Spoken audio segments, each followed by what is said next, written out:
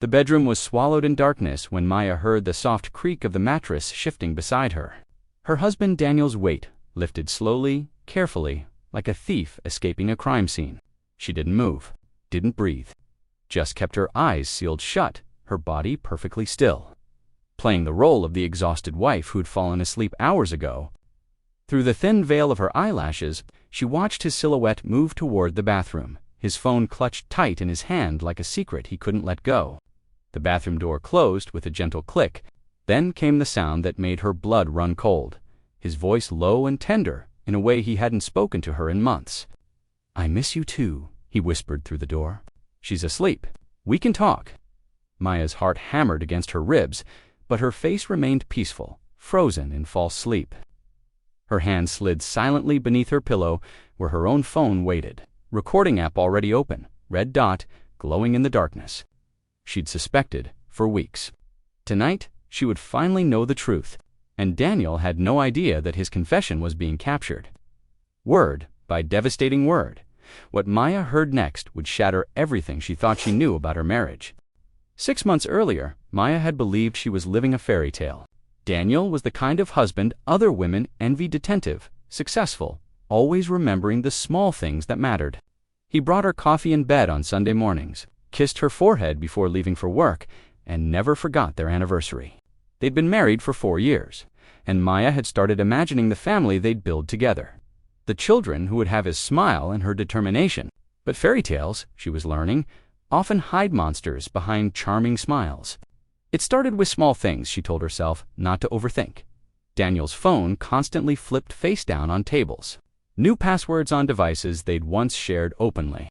Late-night work emergencies that came with no explanation the next morning. When she asked about his day, his answers became vague, rehearsed, like he was reciting lines from a script he'd memorized. "Just busy with the new project," he'd say, his eyes sliding away from hers. Maya wanted to trust him. She'd built her entire life around trusting him. But trust, she was discovering, was a fragile thing, easy to crack, impossible to repair once broken. And the cracks in her trust were growing wider every single day. The night everything changed started. Like any other until, Maya decided to stop ignoring her instincts. Maya wasn't the type to snoop. She'd always believed that relationships built on suspicion were already dead.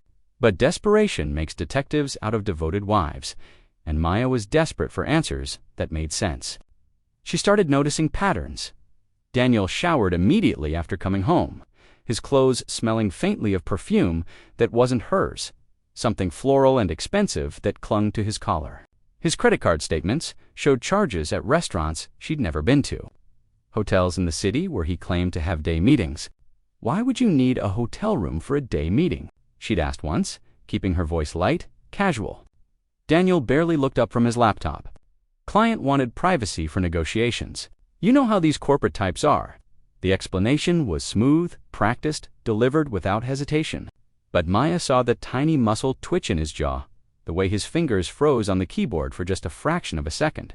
She started documenting everything, screenshots of unusual charges, photos of receipts she found crumpled in his jacket pockets, notes about the nights he came home late, smelling like wine and lies.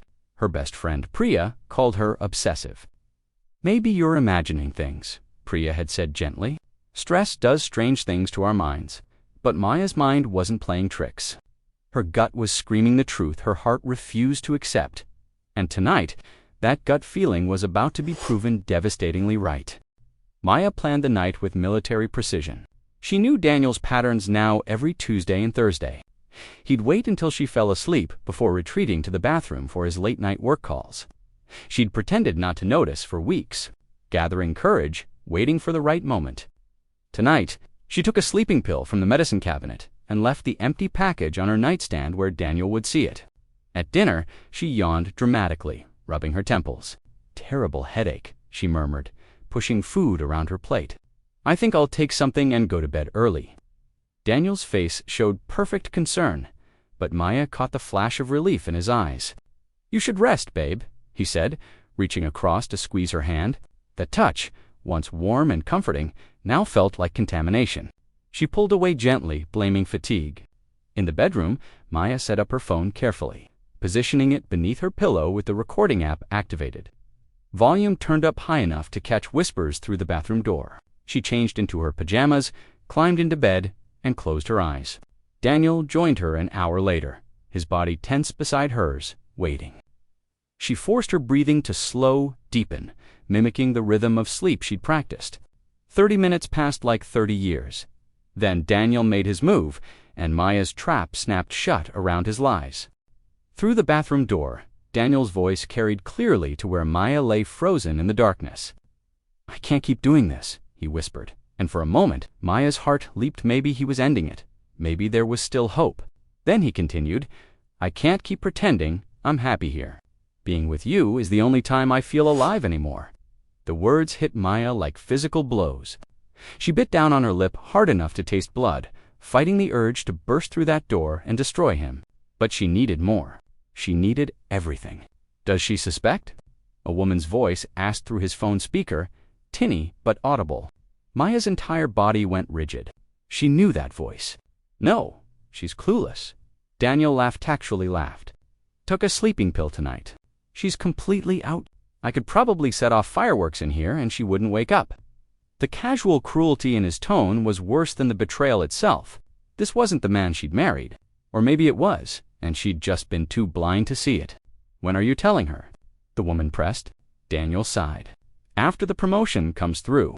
I need her signature on the refinancing documents first. The house is in both our names. Once that's done, I'm gone. She can keep the house. I'll take the equity, and we can finally be together." Maya's hands trembled as the full scope of his betrayal revealed itself.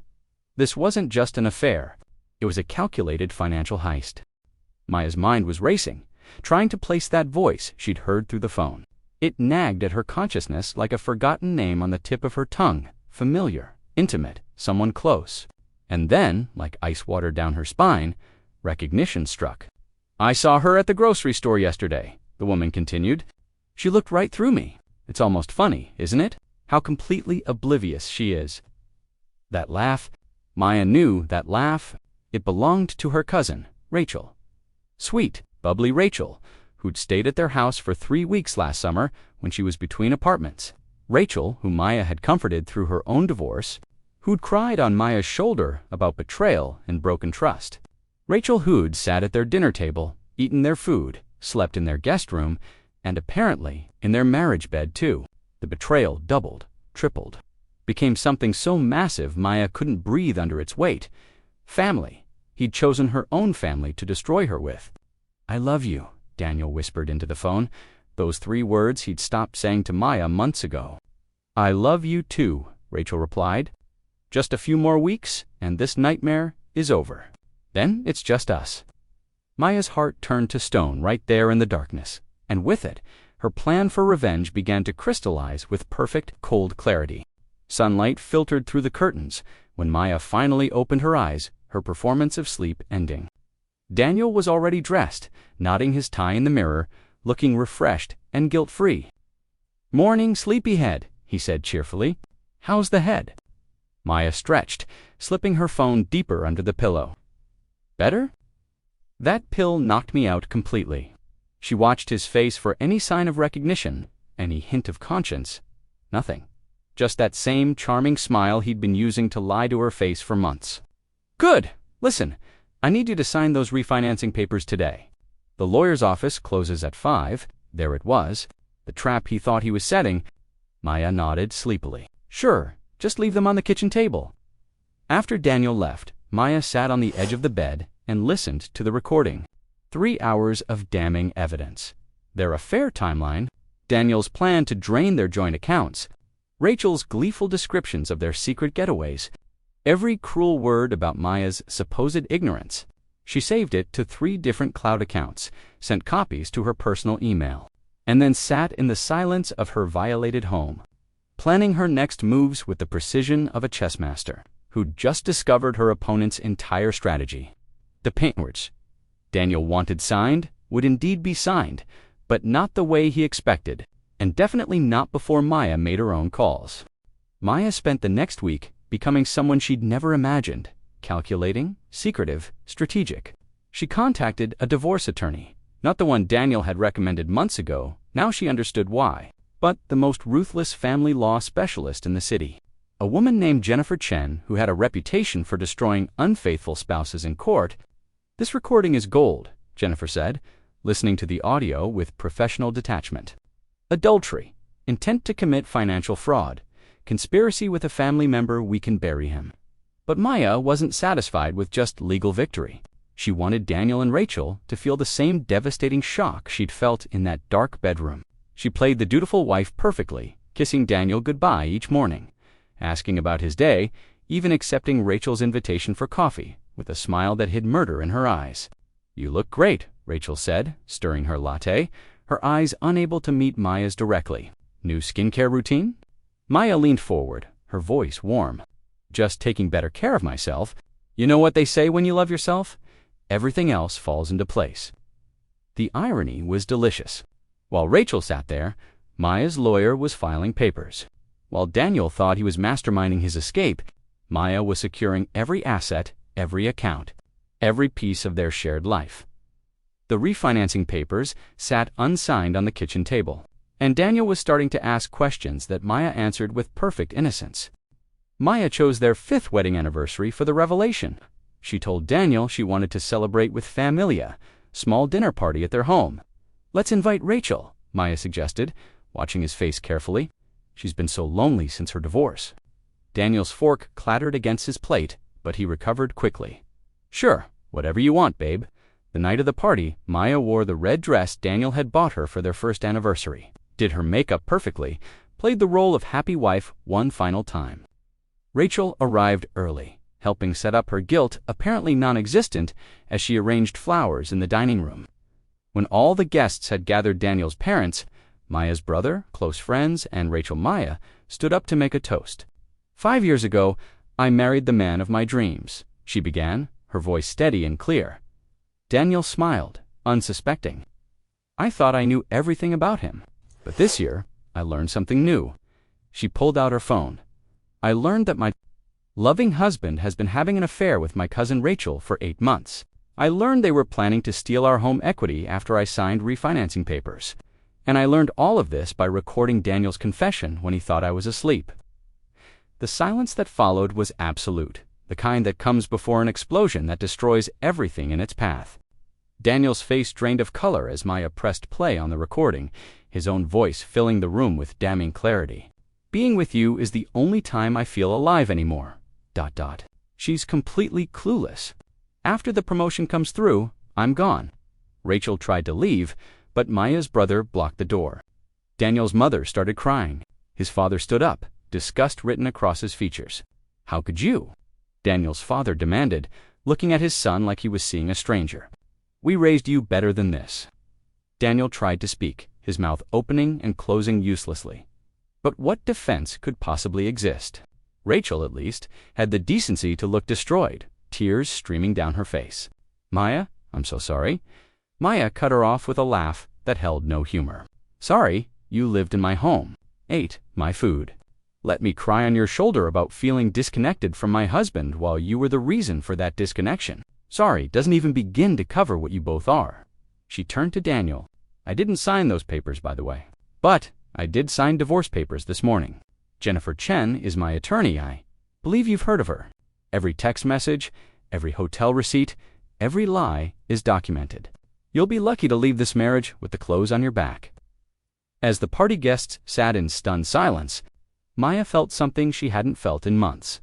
Free, powerful, and completely in control of her own destiny. The weeks following Maya's revelation moved like a storm she'd unleashed and then rode to victory. Daniel tried to fight the divorce at first, hiring lawyers who quickly realized they had no case against the mountain of evidence Maya had compiled. The recording alone was enough to sink him, but Maya had been thorough. Screenshots, receipts, testimonies from neighbors who'd seen Rachel entering the house on days Maya was at work. Rachel disappeared from family gatherings, blocked on all sides by relatives who couldn't forgive such intimate betrayal. Maya's mother stopped speaking to Rachel's mother, fractures spreading through the family tree like cracks in ice.